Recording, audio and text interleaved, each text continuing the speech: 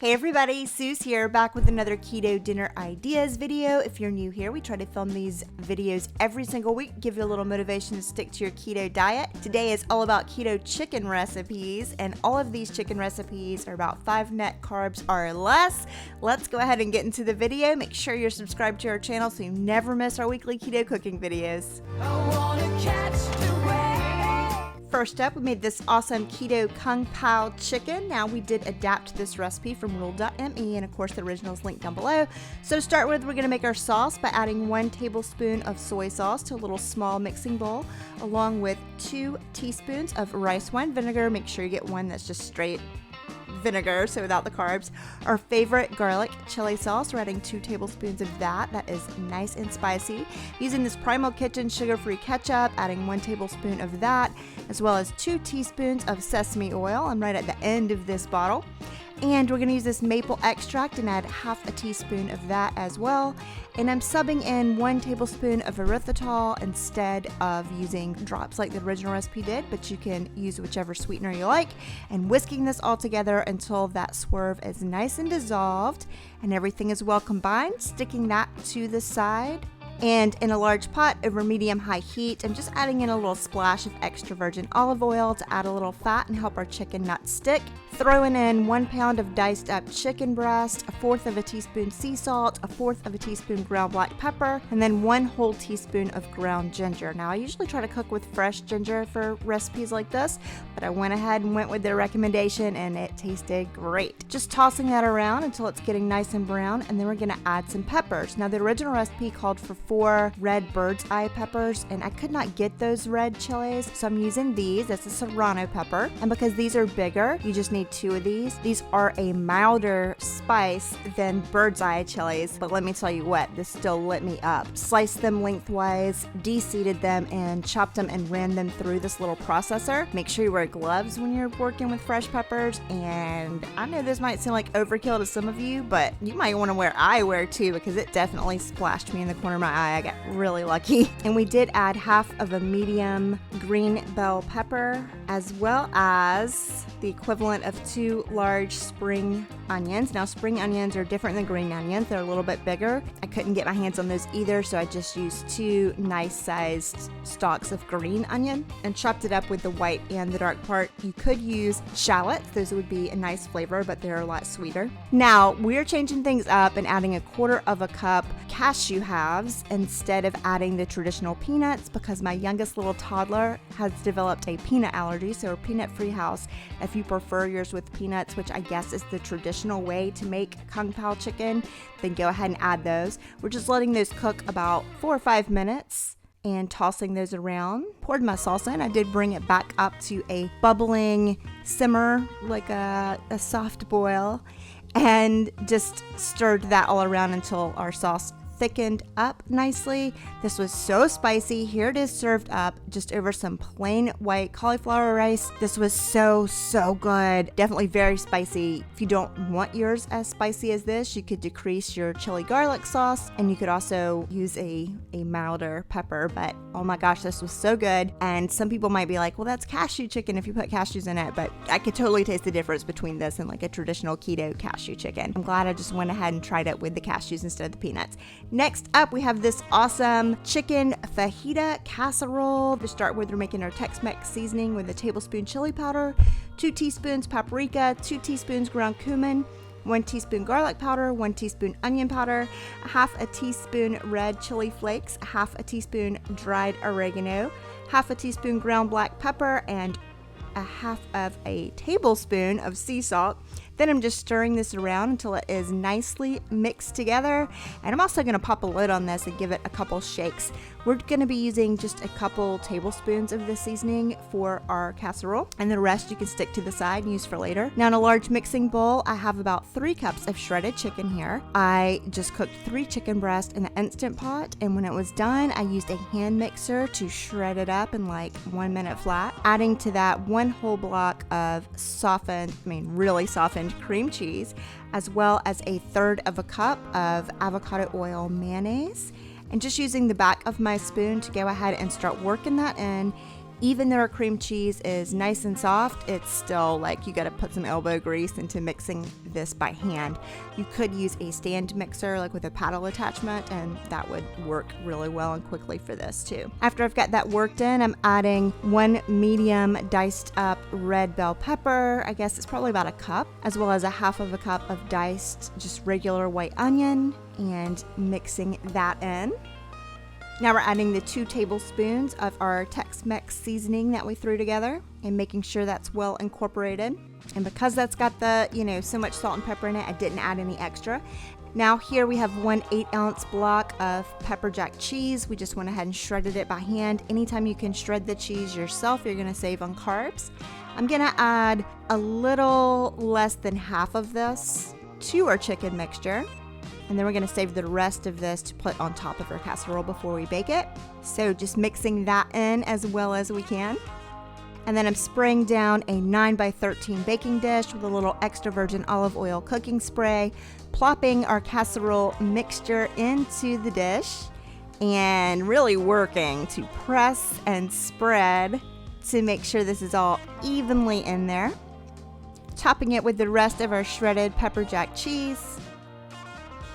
We're going to pop this whole thing into a 400-degree oven for 25 minutes.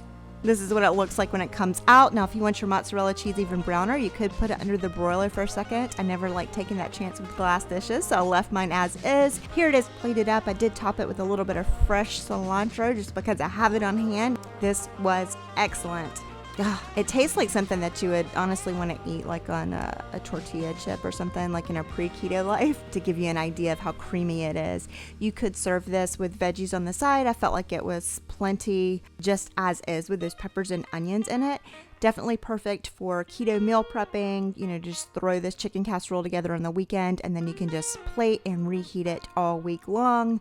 Highly recommend checking it out. Next up, we're trying Casey Trenum's Keto Chicken Lombardy. It's almost like a casserole, but not really. We're going to do some work on the stovetop and then finish it in the oven. So to start with, over medium-high heat in a large skillet, I'm putting a couple tablespoons of butter. Once it's nice and heated and foamy, I'm adding in a half a cup of chopped white onion, just stirring that around for a couple minutes, let it start soften. And then I'm adding in 8 ounces of sliced white mushrooms. I do not like mushrooms. My husband loves them, so I try to be fair, and about half the time I'll stick them in there and the other half I leave them out. Just giving those a nice stir. I am cooking these down probably about at least 5 minutes till they start getting really soft before adding in 1 teaspoon of minced garlic. And then cooking that just a couple minutes more. You want to make sure your garlic does not burn. And then I'm just going to remove these to a separate dish, and back in our skillet on the stovetop, a couple more tablespoons of butter, and then I'm adding 2 pounds of chicken tenders, little chicken tenderloin cutlets, to our pan. And I'm not worried about overcrowding these because I'm just trying to cook them for a few minutes on each side. And flipping those over, you can see this chicken looks pretty naked. The reason I did not salt and pepper it is because we're going to be adding that to our sauce later. But if you need extra salt and pepper, feel free to go ahead and season your chicken. It just looks so naked. All right, after that's just cooked for 4 or 5 minutes on each side. Some of that is lightly browned. I'd like it to be darker browned, but I was really feeling impatient this evening. We're moving that to a separate dish as well, separate from our mushrooms and onions. Coming back to our pan, I am putting those mushrooms, onions, and garlic back into our skillet. And to that, I am just going to pour in a 1.5 cups of chicken broth. I do like to use reduced sodium so I can kind of control that. Scraping the bottom of our skillet to get up all of those tasty bits that are on the bottom of it from our chicken, and adding in 1/4 cup of heavy whipping cream as well, as a 1/2 teaspoon of sea salt and a 1/2 teaspoon of ground black pepper. And then we're just going to stir this continuously for about 5 minutes, bringing it up to a low boil. You can see it's nice and foamy here.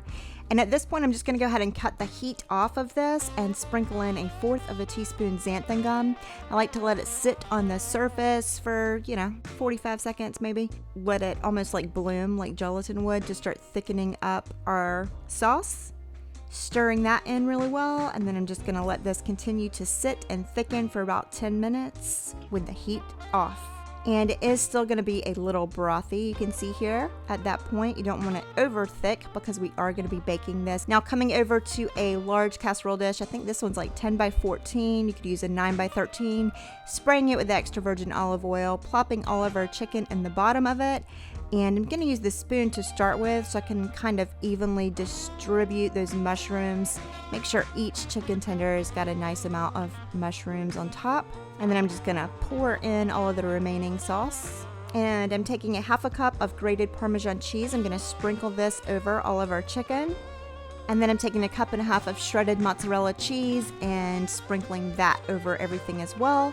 Finishing it off with about a teaspoon of Italian seasoning. I probably only used like a half of a teaspoon of Italian seasoning. And we're going to pop this whole thing into a 450-degree oven for 20 minutes.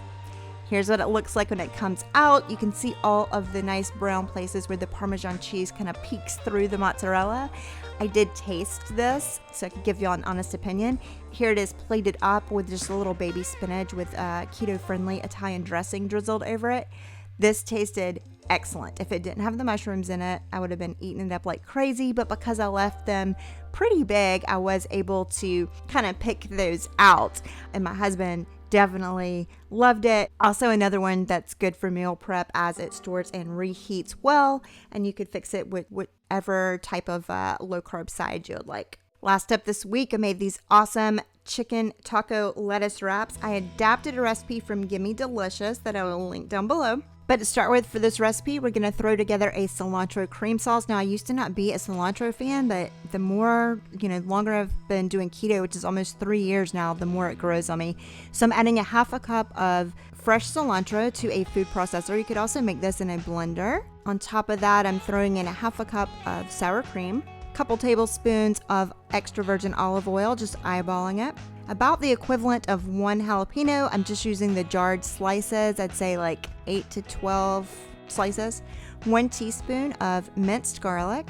And then I'm adding in 1 tablespoon of lime juice. You could use fresh if you prefer, but I'm all about convenience. 1/4 teaspoon of sea salt, and then I'm just popping the lid on and processing this for about a minute just until everything's nice and creamy. Look how beautiful this sauce is. We're going to transfer this to a small dish. We're going to use it as a condiment sauce on our tacos. Now, changing up the original recipe that's linked down below, I'm going to use ground chicken. They use regular chicken breast and they marinate it and then cook it up. You could do that if you prefer. I thought this would be an easier way to do it. So adding a pound of ground chicken, using my meat chopper upper to break it apart. I'm going ahead and adding a little bit of ground black pepper and a pinch of sea salt to this because I'm just going to use my own taco seasoning that I threw together and had not yet added salt or pepper to. You could actually use the Tex-Mex seasoning that we made for the other recipe if you're cooking both of these, and just add a little extra cumin to it maybe to make it more taco-y. Or you could use it as is, and it already has plenty of salt in it. But I'm using 2 tablespoons of just a taco seasoning that I had previously put together, and using our meat chopper rubber to again just work that seasoning into our ground chicken. Of course, we are on medium heat. Putting in a little bit of extra virgin olive oil on top of this just to add a little extra fat to it.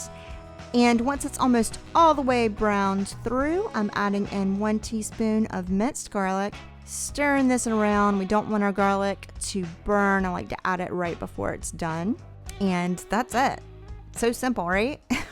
Now here they are assembled. To put these together, I just used some romaine hearts as little lettuce wraps. Put a little bit of our chicken filling. Added a little bit of diced avocado, a tiny bit of diced vine-ripened tomatoes, and a little pinch of diced yellow onion, and of course our cilantro cream sauce. Oh my gosh! These were so good. They reminded me of a place that we used to go eat lunch at quite often. Just that fresh crispness of tacos that don't have cheese on them and aren't oversaturated with hot sauce or things like that. Of course, you could top these with cheese and hot sauce, and that would be excellent too. But I really enjoyed just having them kind of stripped down this way with the fresh veggies and the cilantro cream sauce. Again, this is something you can prep ahead of time, have your veggies cut in the fridge. So there you go. That's this week's Keto Dinner Ideas. I hope that you enjoyed it. I hope you enjoyed all of these keto chicken recipes.